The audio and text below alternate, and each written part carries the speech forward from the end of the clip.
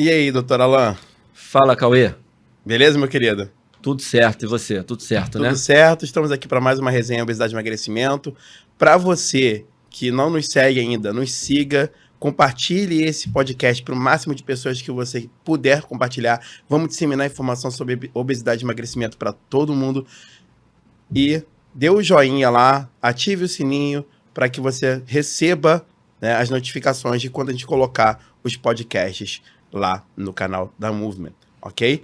E não deixe também de seguir o canal da XFIS Academy, onde a gente também posta alguns cortes especiais sobre o podcast. Beleza? Ainda bem que eu tenho você para dar esses recados iniciais, que lá no Metamorfoses, no nosso de filosofia, eu não consigo. Tem dia que eu não vai. Cauê, para a gente começar hoje, eu vou falar aqui de um livro que acabou de sair, um livro que é um lançamento, de um médico do Sul, que eu acho muito legal, porque assim, um cara que eu acho que agora ele vai ganhar inclusive uma projeção internacional, que pode ser que esse livro venha a ser traduzido para outras línguas, eu torço que sim, para a gente ter um cara de extrema competência representando aí o nosso país lá fora, que a gente tem tanta coisa que vem de fora para cá, e a gente exportar também vai ser bacana demais, porque é um cara muito sério, um cara que está na clínica diária, e é um estudioso do assunto obesidade, estudioso do assunto da diabetes, né? E faz um trabalho espetacular, tem uma linha de raciocínio, quando você vai lá acompanhar, eu que leio alguns posts do blog dele, escuto alguns podcasts, já o ouvi falando claramente, olha, nem todo mundo precisa seguir a estratégia que eu estou falando, ele é um cara muito da low carb, mas da mesma maneira como a gente fala que não existe um caminho único, um caminho mágico, ele também tem esse cuidado de falar, um cara muito ético, muito coerente. O rapaz, o Doutor Souto, não sei se eu já falei o nome, vou pegar o livro aqui já já. E o cara, assim, eu sou fã dele num negócio que ele tem uma capacidade de fazer analogia, cara, que é fantástico. O cara é o rei das analogias. Inclusive, na aula de quinta-feira eu usei uma dele, que é a história da aspirina. Quem assistiu lá a aula, quem não assistiu, vai lá, assiste, que tem lá eu falando da analogia. Mas aí, a gente está presenteando a nossa 01, pessoal. Ah, legal. Que é a primeira pessoa a fazer a assinatura, logo assim que a gente lançou, em julho, a Camila Mendes, fez a assinatura do Clube Segundo Eu Começo, e a gente resolveu que a gente não ia fazer sorteio, a gente está dando um livro de presente, e a gente resolveu dar para a 01, aquela que foi a primeira a confiar na gente, que está com a gente lá, acompanhando o nosso trabalho. Está aqui o livro, Uma Dieta Além da Moda, José Carlos Souto. Adorei o título muito pertinente. Quem não conhece, vai lá, acompanha o trabalho dele, o podcast dele é muito bem feito. Podcasts, estava falando com você aqui em off, né? Podcasts que são mais curtos, muito bem roteirizados, muito bem editados, uma linguagem muito boa e sempre com as analogias dele, e ele é acompanhado por outra pessoa que eu achava que era nutricionista e descobri há pouco tempo que não é. É Sarik Fontana, eu acho o nome dela, também é espetacular, menina, acho que ela é médica também, não sei. Então tá aqui o livro da Camila, a gente vai tentar encontrar com ela para entregar em mãos e tirar uma foto. Eu acho que é a nossa única assinante carioca, não, que a gente tem algumas nutricionistas cariocas, o resto dos assinantes estão fora do Rio. A gente está interestadual. Por enquanto. Por enquanto, daqui a pouco a gente vai estar internacional, tem certeza disso? Tomara. Deixa eu só fazer um pedido aqui, Pablo. Hoje eu esqueci meu casaco. Ele já está com frio. Já está começando a ficar. Aqui tem um processo que eu acho que aqui é treinamento, que é aclimatação. O cara vai viajar para Patagônia, para Sibéria, para Islândia, aí o cara vem e passa um período aqui no estúdio com o Pablo. Eu não vou viajar para lugar nenhum, tá, Pablo? Então, por favor, se você puder. Muito obrigado, já aumentou ali a temperatura. Cauê, aí feita essa introdução aqui do livro, a gente teve duas conversas legais nas últimas 2 semanas. Você deu uma aula sobre o mecanismo lipídico e eu uma aula sobre a relação da atividade física com o comportamento alimentar. 2 aulas que elas não são diretamente ligadas, mas que a gente vai até fazer uma resenha ao vivo, vai fazer uma live semana que vem sobre isso. Algum ponto que você quer trazer da sua aula, Cauê? Cara, eu gostaria de trazer o ponto principal, que é hoje que a gente tem lidado muito, principalmente nas redes sociais, que é a gordura como inimiga, né? A gente tem visto isso, as pessoas declarando guerra à gordura. E não é bem assim que a banda toca, não, tá?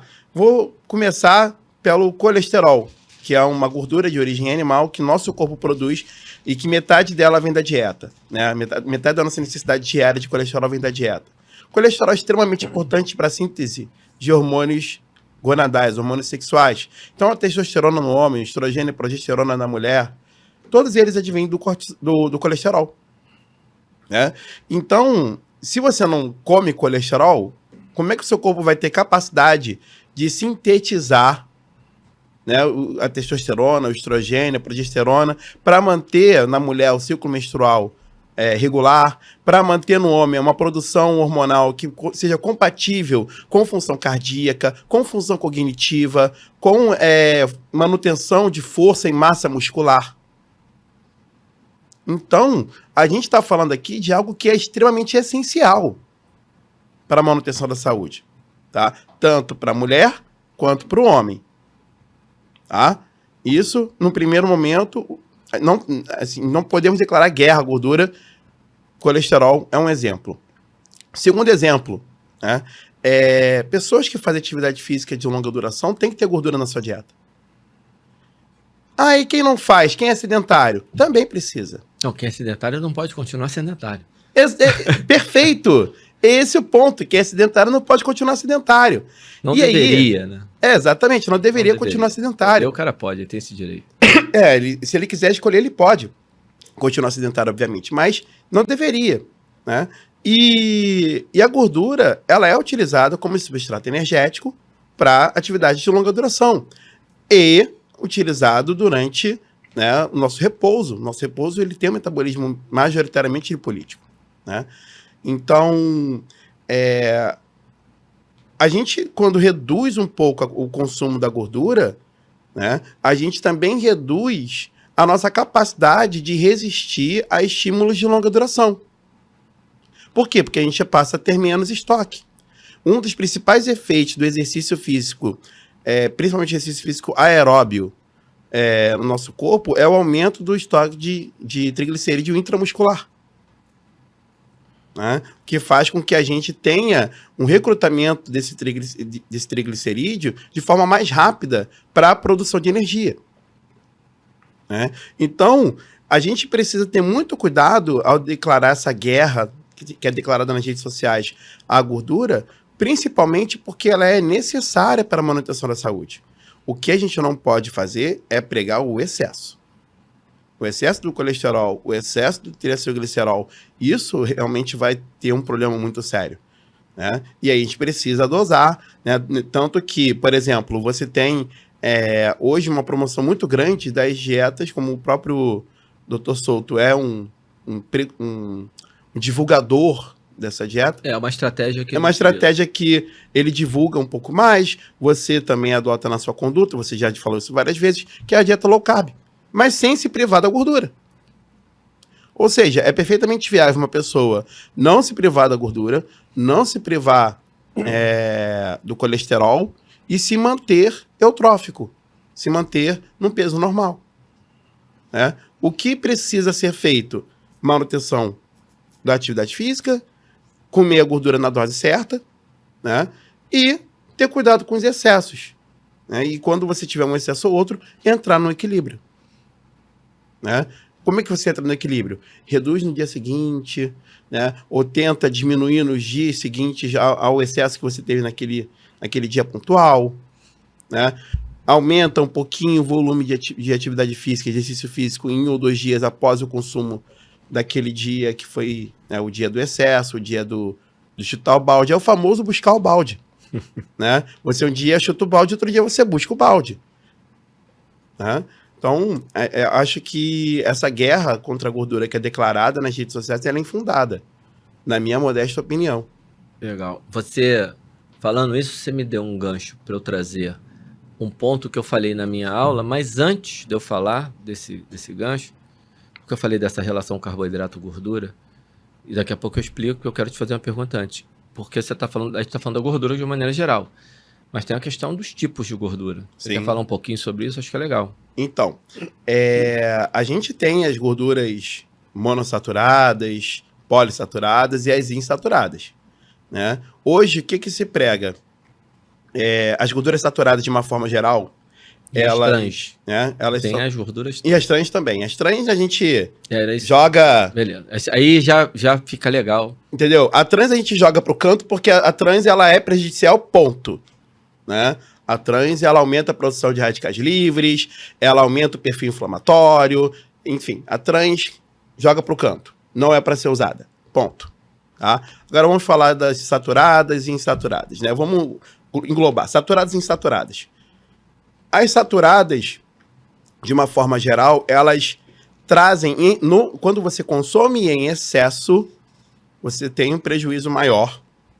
Por quê? Porque as gorduras saturadas, quando consumidas em excesso, elas podem tanto aumentar os níveis de triacilglicerol na circulação, quanto aumentar a inativação do nosso sistema de recompensa no nosso lobo frontal, né? Por conta de uma diminuição da produção da síntese e da secreção de dopamina. Né? Isso eu já falei em episódios anteriores, eu já trouxe isso. Isso no excesso, ok? Ah, mas eu tô comendo aqui na gordura saturada aqui, outra ali, não tô excedendo. Pô, beleza, tá tudo certo. O excesso que é o prejudicial, né? E a insaturada, ela traz pra gente uma entre aspas, proteção, porque ela pode, inclusive, aumentar o consumo de gordura como fonte de energia. Ela pode potenciar a lipólise. Então, por isso, por exemplo, a gente tem fontes de gorduras insaturadas, como o azeite de oliva extra virgem, né, o peixe, né, um peixe de uma forma geral, principalmente aqueles ricos em ômega 3 e ômega 6, né, a linhaça, que é uma fonte de ômega 9, né, ômega 6 e ômega 9. Então, a gente tem essas fontes de gorduras insaturadas que trazem um benefício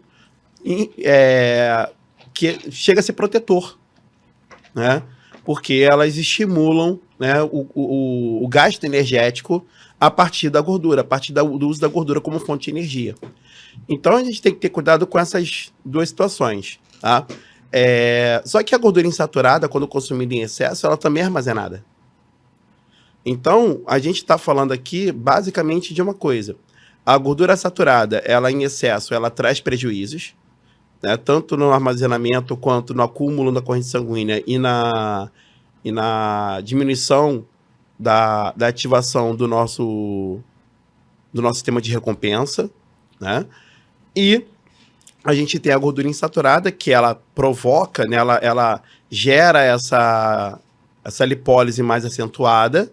Então, ela é incentivada, né? O consumo dela é incentivado, porém, em excesso também vai acumular ali na corrente sanguínea, vai acumular nos droplets de gordura, nas células de gordura, enfim. Né? Basicamente, a gente precisa ter cuidado com a dose. Isso aí, o Cauê, só para lembrar, Cauê é um estudante de nutrição, o pós-doutorado é numa área de nutrição, não é isso, Cauê? Exatamente. E está debruçado aí sobre esse assunto e gosta muito de falar sobre ele. E é um assunto que eu gosto muito de ter na minha vivência prática. E eu tenho muitas conversas com muitos nutricionistas. É o que eu falei em relação a isso. Então, de tudo que você falou, dei 2 pontos. Que são, primeiro, você falou da atividade física, que tem a relação, que foi exatamente sobre isso que eu falei. E a gordura, que eu falei lá no meu episódio. Eu acho importante explicar aqui agora um pouquinho. No meu episódio, não, na minha aula, essa mistura gordura com carboidrato, que é uma mistura maravilhosa, né? Açúcar com gordura, que são as misturas que a indústria... Então, quando eu estou falando de mistura de gordura com carboidrato, com açúcar, eu estou falando principalmente dos processados e ultraprocessados, que levam a exatamente o que você está falando, que tem que ter cuidado, que levam ao superávit energético de forma espontânea. A pessoa come demais sem ter a noção que está comendo demais, às vezes sem ter essa noção, e às vezes tendo a noção que está comendo demais, mas é porque ela simplesmente, aquilo é gostoso, ela dá uma certa, vou tomar muito cuidado aqui, entre aspas, uma certa viciada, para quem não está nos vendo, está só nos ouvindo, eu estou fazendo aqui com o dedinho um gesto de entre aspas, e essa mistura maravilhosa que leva aos ultraprocessados, que tende a provocar um maior superávit energético e leva a esse excesso que vai trazer os prejuízos. Aí é pior ainda, porque está misturado. Uhum. Açúcar, carboidrato, gordura trans, gordura... Show dos horrores. Você está querendo falar alguma coisa aí? Não, eu acho muito importante isso que você está falando, porque você teve o cuidado de colocar entre aspas, mas eu nem colocaria. Porque a gente já tem evidências que mostram que existe uma diminuição da ativação das áreas do cérebro relacionadas à recompensa quando você tem um consumo exagerado desses ultraprocessados. Ou seja, você para ativar as áreas do cérebro relacionadas à recompensa, em pessoas que estão com consumo de ultraprocessados, vamos dizer, em dia, né, eles consomem muito ultraprocessados, eles precisam consumir cada vez mais ultraprocessados porque essa área fica cada vez mais sensibilizada. Uhum. Isso é o quê? Então, mas aí, Cauê, por que eu boto entre aspas? Porque esse é um mecanismo neurobiológico. Sim. E aí Não, eu te entendo. A gente está indo para uma área da psicologia que vai além das questões neurobiológicas. Para não me meter num negócio que eu não tenho um profundo conhecimento, porque se eu ficar só pelo mecanismo, a gente começa lá nos trabalhos com ratos. Uhum. Aí a gente dá exemplo que é foda. O rato vicia mais, alguns estudos que eu já vi, o rato viciando mais no açúcar do que na cocaína. O mecanismo sendo o mesmo, Uhum. mas o processo de adição, né, que fala lá em inglês, Addiction. esse processo sendo pior com o açúcar. O açúcar se comparando à heroína, mais do que se comparando à cocaína. Então, se eu começo a olhar com rato, ele já tem trabalho com o ser humano, tem um autor que é o Robert Lustig, que fala muito sobre vício, tem uns trabalhos muito legais, a explicação dele é muito detalhada, e ele bate o martelo que vicia. Ele bate o martelo. Até onde eu li, porque esses caras, às vezes, eles se reposicionam, Uhum. e a gente não consegue acompanhar tudo 100% diariamente. Porra, quem dera a gente conseguisse fazer isso. Mas ele, até os últimos trabalhos que eu li dele, tá até na hora de eu dar uma revisada de novo no que ele vem falando, ele, cara, o açúcar vicia. Ele fala do vício do açúcar, especificamente, o açúcar como viciante. Então, mas ele está muito no aspecto neurobiológico. E aí eu já vi alguns psicólogos dando meio que uma porradinha nisso, por isso que eu tiro o meu pé aqui, que eu não quero me meter nessa seara, não. Deixa eles brigarem lá, mas existe um papel, provavelmente, aí eu estou trabalhando com a hipótese aqui, provavelmente, e até em função do que você já falou, o mecanismo da cocaína, do vício, o açúcar, é o mesmo. É o mesmo. Se você olhar por mecanismo, você vai chegar a uma conclusão que, sim, pode estar acontecendo o processo de vício em função do carboidrato. Então, eu só queria fazer esse disclaimer, porque quando você pega a gordura e se alimenta dela de uma maneira decente, esses efeitos de superávit não acontece. Aí eu vou dar uma dica aqui prática, anedótica, que caramba, mas aí como é que eu faço para chegar nesse negócio, essa quantidade de gordura? Eu passei um período fazendo a dieta cetogênica, 1 mês. Eu queria ter tido coragem de fazer 3, não tive, porque não dá para ficar. Porra. E aí, aquela nossa cervejinha. E aí, esse período, eu fiz uma coisa que é diferente no meu low carb. Eu diminuí um pouco o aporte proteico e aumentei o aporte de gordura. E, como a gente meio que faz um experimento com a gente mesmo, né, cara? Uhum.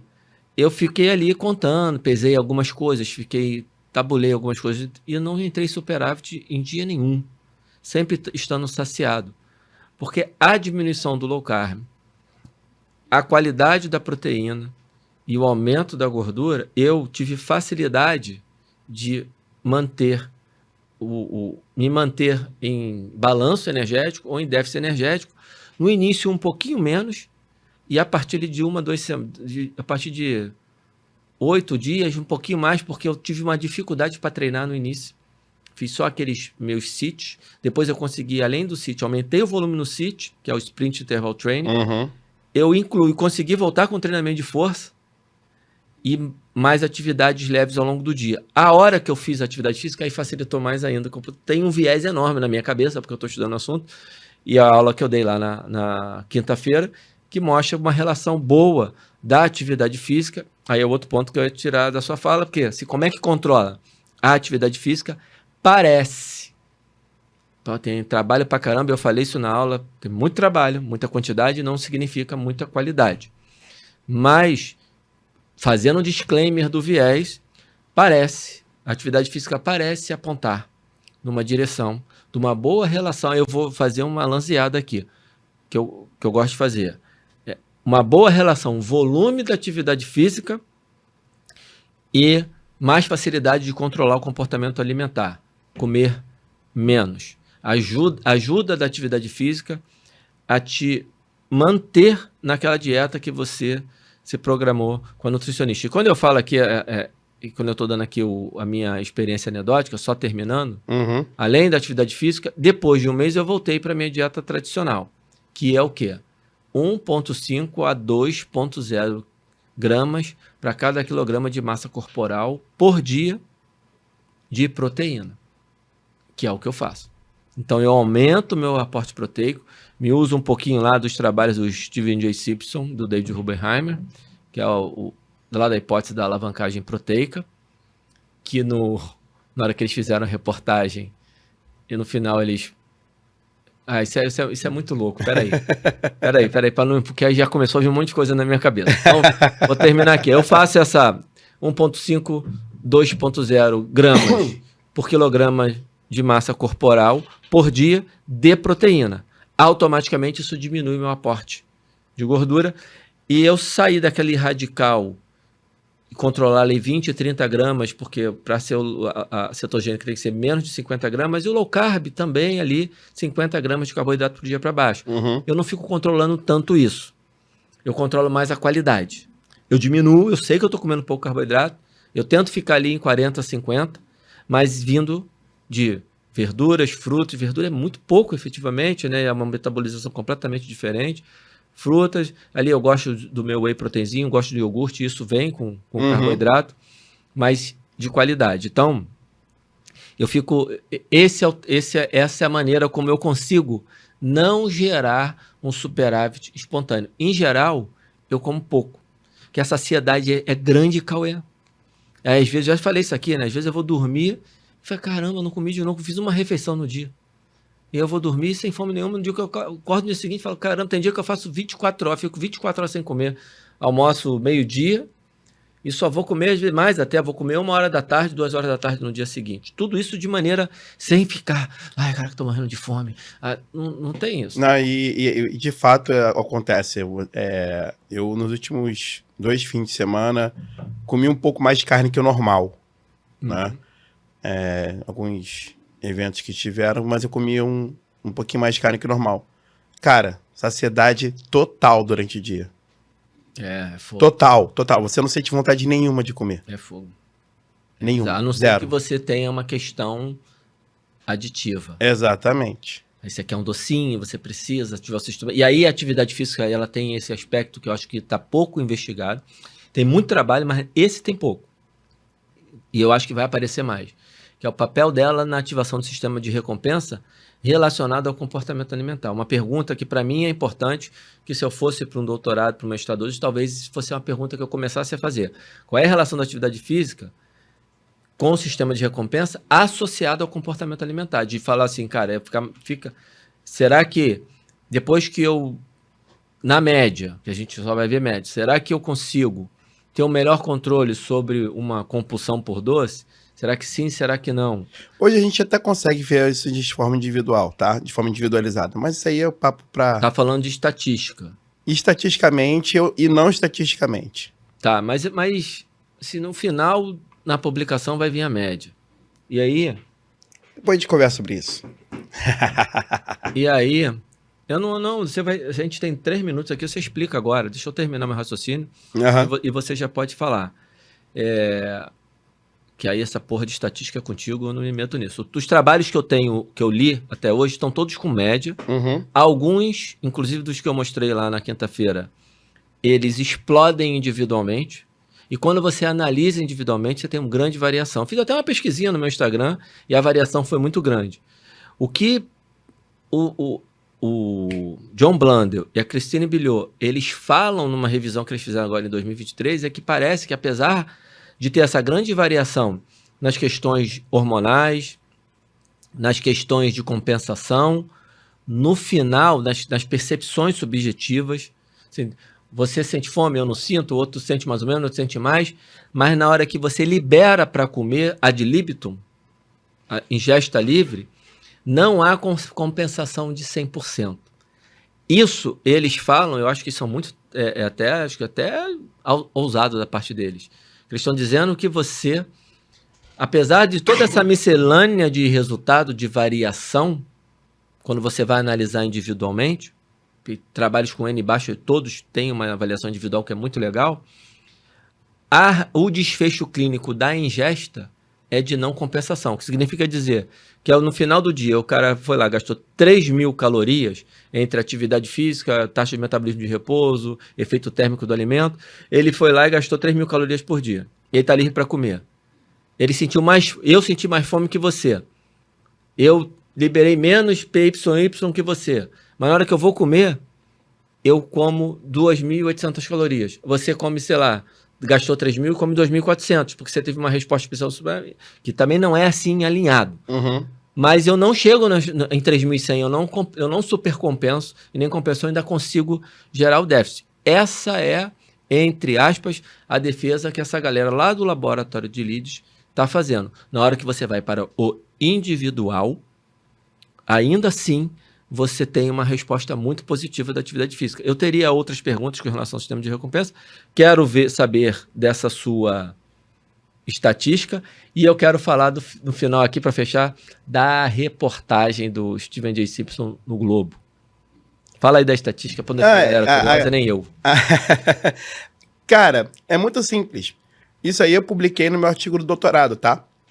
Existem formas da gente avaliar de forma não estatística, mas e de forma individual, tá? Existem algumas ferramentas, principalmente relacionadas a data science, né, onde a gente consegue avaliar de forma individual, né? Alguns gráficos, algumas formas visuais de você entender o gráfico, tá? Para quem quiser entender um pouco mais sobre isso, eu posso mandar meu artigo do doutorado, que tá lá bem explicado. Deixa o link na descrição. Eu posso deixar o link na descrição. Não, tá lá no ResearchGate também, o pessoal pode pedir lá, então... Bota porra no link da descrição. Tá, bota no link da descrição. Então, galera, no link da descrição vai estar o link pro meu artigo, tá? Em PDF, vou deixar o link lá e que se dane os direitos autorais. Ele não é liberado, não? Não. Isso aqui. Não, mas que se dane... fazendo. Não, mas enfim, se eu tô fazendo, se o primeiro autor, eu que mando. Então, lá, você vai ter, lá tem alguns instrumentos que eu utilizei. Eu já vi uns gráficos desses, você tá falando, eu tô me lembrando. Você já me mostrou. Paralelas coordenadas. Você já me mostrou isso.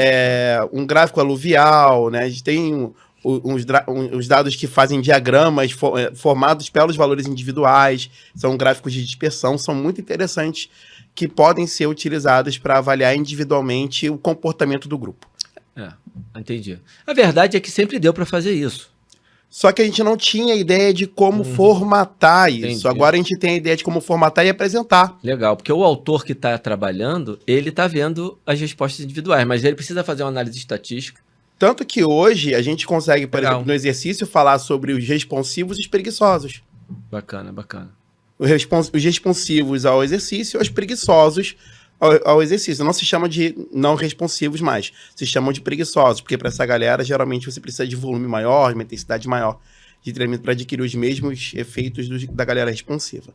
Então, hoje a gente consegue entender isso. Bacana. Eu tô falando, cara, eu tô lembrando, você já me mostrou essa porra, uns gráficozinhos, tem que parar, prestar atenção, ter paciência, porque nesse caso você tem mais paciência do que eu, mas é um negócio que é legal de aprender. Mas, enfim, é uma parada maneira para se trazer para um trabalho científico. Sim. Bacana.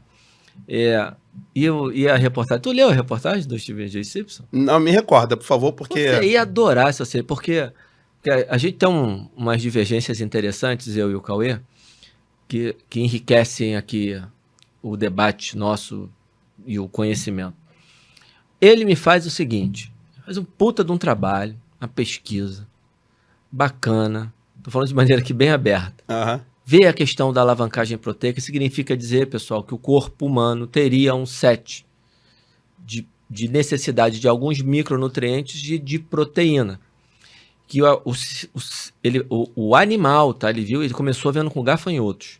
O animal, ele vai comendo ao longo do dia até chegar nas necessidades mínimas dele de proteína, de cálcio, de sódio. Ele vai buscando comida até que ele chegue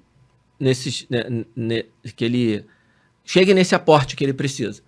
E num ambiente onde a proteína está altamente diluída em meio a muitos carboidratos e gorduras, você acaba entrando em superávit energético espontâneo, porque você vai comendo até chegar nesse...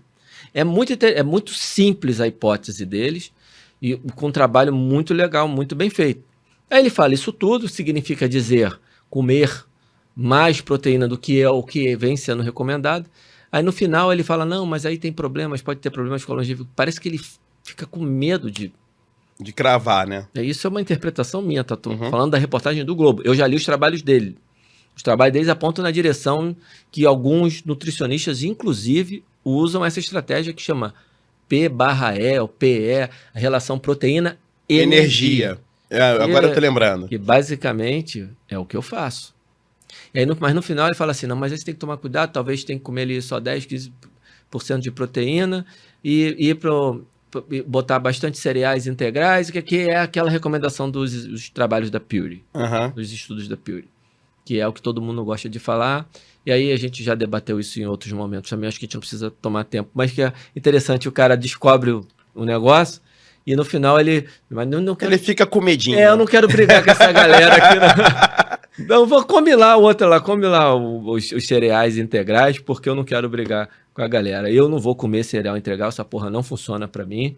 Tem gente que vai bem, que vai... Também não tô dizendo que é ruim. É aquela parada, né? E aí eu acho que vale a pena a gente juntar todas as coisas que a gente lê pra gente entender, né, o que é bom pra um, que também pode ser bom pro outro. Isso é o que a gente vem falando. Exatamente. Por exemplo, a própria questão do microbioma que eu estou lendo agora, né? Alimentos que para mim vão alimentar o meu microbioma de forma legal e que para o meu microbioma vai funcionar super bem, pode não funcionar para o seu. Isso aí. Entendeu? Então não existe uma regra geral. Entendeu? Existe algo que a gente pode falar que é algo generalista, mas deve ser totalmente aplicado ao indivíduo. Deve-se olhar para o indivíduo e falar, esse aqui é melhor para você, esse aqui é melhor para você, esse aqui é melhor para você. É isso aí. E apesar do projeto Microbioma ainda ser um negócio, por exemplo, a Vanessa, que é minha aluna e nutricionista de vários alunos meus, ela faz hoje uma análise muito bem feita, genética, uma análise, ela faz análise de um exame genético e também faz uma análise das respostas do microbioma, mas ela faz questão de falar, Alan, eu ainda não posso afirmar nada, eu estou tendo bons resultados clínicos, mas cientificamente ainda há muito que se produzir para a gente começar a falar que tem, mas as direções são boas.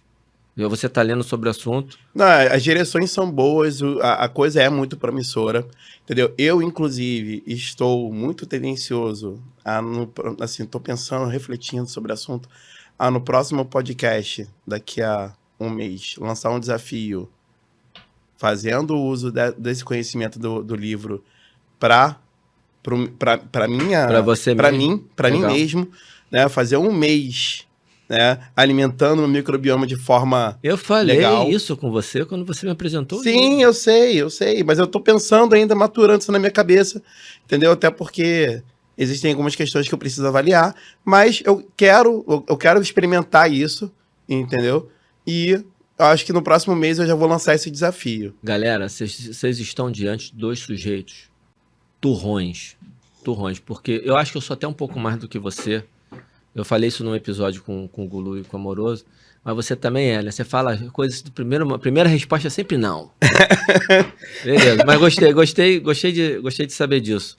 E aproveitar para fazer aqui, para a gente encerrar, falar duas coisas. Primeiro, é um pedido de desculpa, porque a gente, num dos episódios aqui, eu trouxe o livro Eat Like the Animals, que é do Steven J. Simpson e do David Oppenheimer, que fala sobre essa questão que eu acabei de explicar aqui da reportagem, e ele é os caras escreveram um livro sobre o trabalho deles.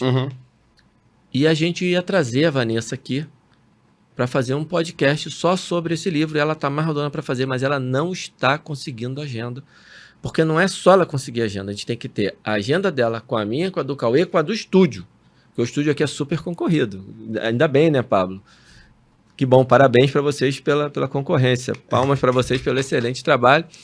E aí, a gente, por conta disso, tá muito... A Vanessa viaja muito. Então, pessoal, desculpa. Assim que a gente conseguir encaixar, ela não para, ela sempre fala comigo. Não, ela não quero fazer e tal.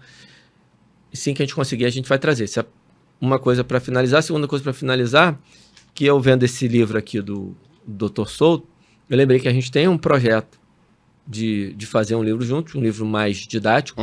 Você tem um e-book que eu acho que você tinha que dar uma revisada. Eu já olhei, tá muito legal. Eu tinha ficado de te dar o feedback, esqueci, estou te dando feedback aqui ao vivo e a cores. Dá uma revisada nele da última versão e disponibiliza para o assinante, por favor. Por favor, então. E galera, tá assumindo o compromisso aqui, vou dar uma revisada nesse e-book e vou disponibilizar para o assinante, né, esse e-book que fala muito sobre essa questão do emagrecimento e também do uso da gordura, do apetite, enfim. Vou Isso disponibilizar para você e Legal. vou dar uma revisada com carinho, vou fazer. E eu tô com um projeto meu pessoal, que é escrever um livro mais curto, mais prático, que não é o nosso que é um mais didático mais maior. didático maior sobre obesidade e emagrecimento. Mas esses dois projetos, tanto o nosso como o meu, isso vai demorar. Vai. A gente foi muito sonhador quando a gente pensou. É uma vontade. Na verdade, eu não posso nem dizer que eu tenho um projeto. No momento, eu tenho um desejo de fazer isso. Dá até pra gente conseguir fazer, acho que vai demorar. Mais algum ponto, Cauê? Acho que a gente pode encerrar.